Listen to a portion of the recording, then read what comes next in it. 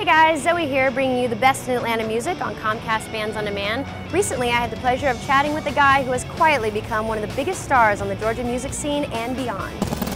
The guy is Corey Smith, and I caught up with him at a recent concert to discuss music, his diehard fans, and the upcoming release of his big new album, The Broken Record.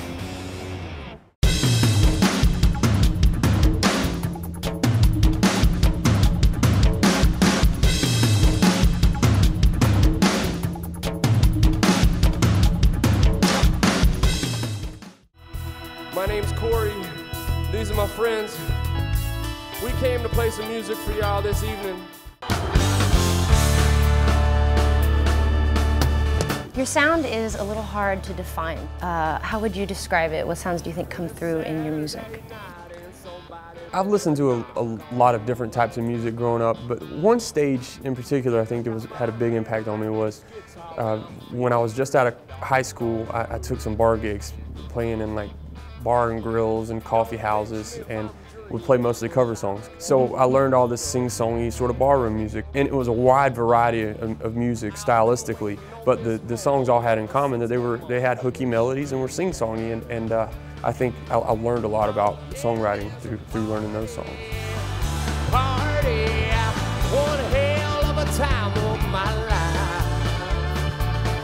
Oh yeah, there's a party. Well, I sang about my trouble and strife. When I was in high school, I guess I really got into singing and playing guitar more, and it became part of my identity, I guess. The transition to become a full-time musician was very gradual. I taught high school in Gwinnett County for 4 years, and over the course of the 4 years when I was teaching, I continued playing music, continued writing songs, and was able to make 3 albums while I was teaching, and the fan bases started growing to the point where, like, wow, I've got an opportunity to have a music career, so I jumped at it. Maybe next year I'll start acting my age, turn a new leaf over my wicked ways, get a real job and start pulling my weight on the 365 days until I change my ways. You have a reputation for touring relentlessly. How much do you think this has contributed to your success, and how long have you been doing it? Touring's been an essential part of what we've done, just trying to build connections with fans and letting fans really experience the music. The live show offers something that recorded music, fails to deliver. So for 5 years I've been doing it full time, and we've really stayed busy. And it's been a huge part of what we've done. Maybe next year I quit blowing all of the cash, start working out and get off of mines. Maybe next year I quit. I think fans have a real sense of ownership of my music because most of them have discovered it organically. It's been spread largely through social networking and just word of mouth stuff. People would discover the music, not through radio or TV or more traditional means, but by a friend saying, "Hey, check out this CD. This is this guy I heard him at the bar locally," and they dig into it and go, "Oh, I like this," and then they share it with other friends. So technology has been a huge part of enabling this to happen.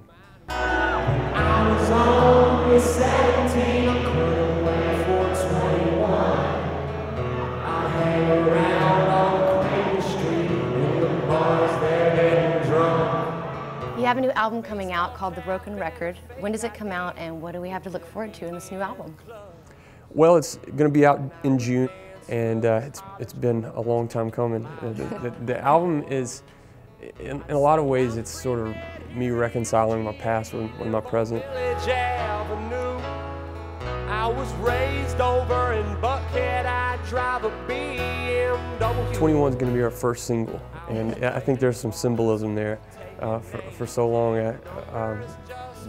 radio's never been in the cards, so we had to decide what song would be best to present to radio for the first time, and for me, 21 was the obvious choice.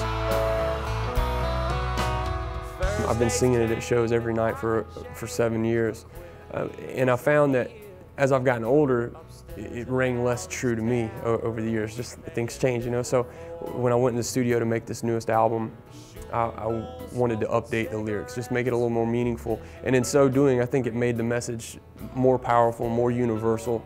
I feel like in a lot of ways it's sort of come full circle. And if I could do it again, you know I'd do it the same.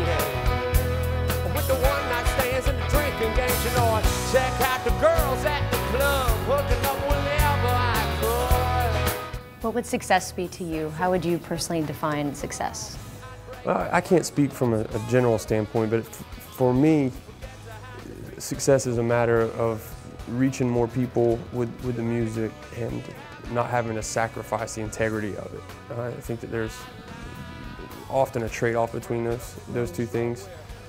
So far, I mean, I feel I've, you know, specifically in music, I feel like I've succeeded. Best friends in a pickup truck with Panama.